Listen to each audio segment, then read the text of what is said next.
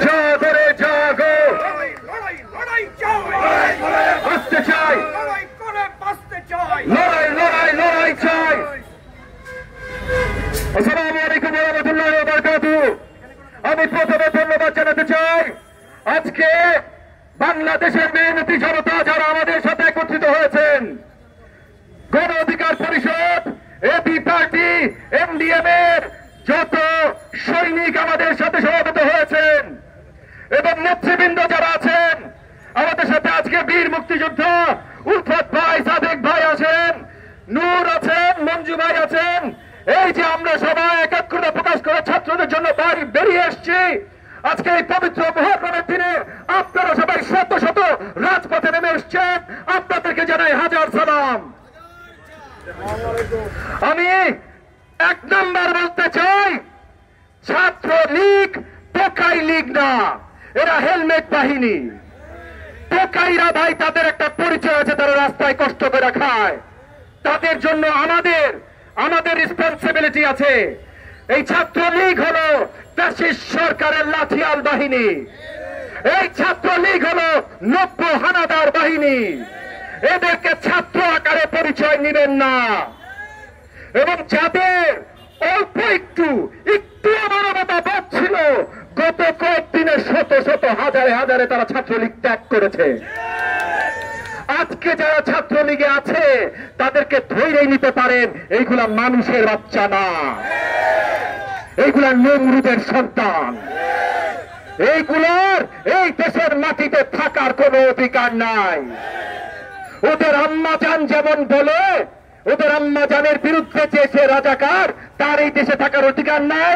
আসলে ওদের আর ওদের আম্মাজানের এই দেশে থাকার অধিকার নাই। এই দেশ 18 কোটি বাংলাদেশি জনতা, এই দেশ কারোর বাপের না। তুমি প্রধানমন্ত্রী হও, তুমি মন্ত্রী হও, তুমি কোন পার্টির নেতা হও, তোমার বাপের এই দেশ না। আমরা সবাই এই দেশের জন্য কাজ করি, এই দেশের জনতার জন্য কাজ করি, কোন এক পরিবারের জন্য কাজ করি না। এক পরিবারের জন্য দাঁড়ায়, এক নায়কতন্ত্রের জন্য দাঁড়ায়, বিদেশি রাষ্ট্রের শাসনের জন্য দাঁড়ায়। তারা হলো সত্যিকারের রাজাকার। এই রাজাকারদের বিরুদ্ধে বেদনা নিয়ে, ক্ষোভ নিয়ে আমাদের সন্তানরা ক্যাম্পাসে ডাকবে আমি রাজাকার। আর এই যে আমাদের সন্তানরা যখন বেদনা নিয়ে ডাকবে আমি রাজাকার, যেই সব নমরুদের বাচ্চারা ওদেরকে আসলেই রাজাকার বলে ডাকবে, যেই সব নমরুদের বাচ্চারা সোশ্যাল মিডিয়াতে পোস্ট দেয় যে ঢাকা ইউনিভার্সিটিতে যাইতে তাদের লজ্জা লাগবে, রাজাকার দেখবে, এইসব নমরুদের বাচ্চাদের চামড়া ছিঁড়ে এই দেশ থেকে বিতাড়িত করা আমাদের প্রথম দায়িত্ব। এই দেশ এই নমরুদের সন্তানদের মুক্ত করতে হবে, এই দেশ থেকে এইসব আসল রাজাকারদের বের করতে হবে। আমরা সবাই একত্রিত হয়ে দাঁড়াচ্ছি। আজকে গণ অধিকার পরিষদ, এবি পার্টি, এমডিএম, বিএনপির নেতৃত্ব আছেন, আমরা সবাই এক হয়েছি। আমি তবে আবার জোর করে আহ্বান জানাবো বিএনপি সহ সকল রাজনৈতিক দলকে, মুখের কথা না, আপনাদের ছাত্র সংগঠনের কথা না, পুরোপুরি সবাই মাঠে নাইমা আসেন, ওপেন মাঠে নাইমা আসেন। কারণ এখন নেতৃত্বের কথা ভুলা যান, মঞ্জু ভাই বলেছে, কিন্তু আমি তাও মানি না ভাই। আমি শুধু একটা জিনিস মানি, আমার সন্তানের গায়ে গুলি আসছে, আমার সন্তানের বুকে গুলি লেগেছে। আবু সাইদ আমার সন্তান, আবু সাইদের বুকে গুলি লাগার আগে আমার বুকে এই লাল সবুজের পতাকা আছে, আমার বুকে গুলি করে যদি সাহস থাকে। আর কোন কথা মানি না, কোন কিচ্ছু মানি না। সব আন্দোলন এই পিশাচ বাহিনীর বিরুদ্ধে আন্দোলন, সব আন্দোলন আবু সাইদের হত্যাকাণ্ড, এই যে দশে দশে আমার ছাত্র সন্তানদের লাশ মাটিতে ফেলছে, এদের আন্দোলন, এদের যে ত্যাগ শিকার, এই ত্যাগ শিকারের সঠিক রেজাল্ট আনার আন্দোলন।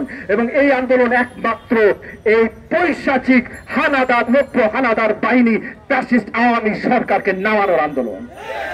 এই আন্দোলনে সবাইকে একত্রিত হতে হবে। আর মনে রাখবেন ভাই, ছাত্র তরুণ আমাদের সকলের সন্তান, ছাত্র তরুণ আমাদের সকলের ভবিষ্যৎ।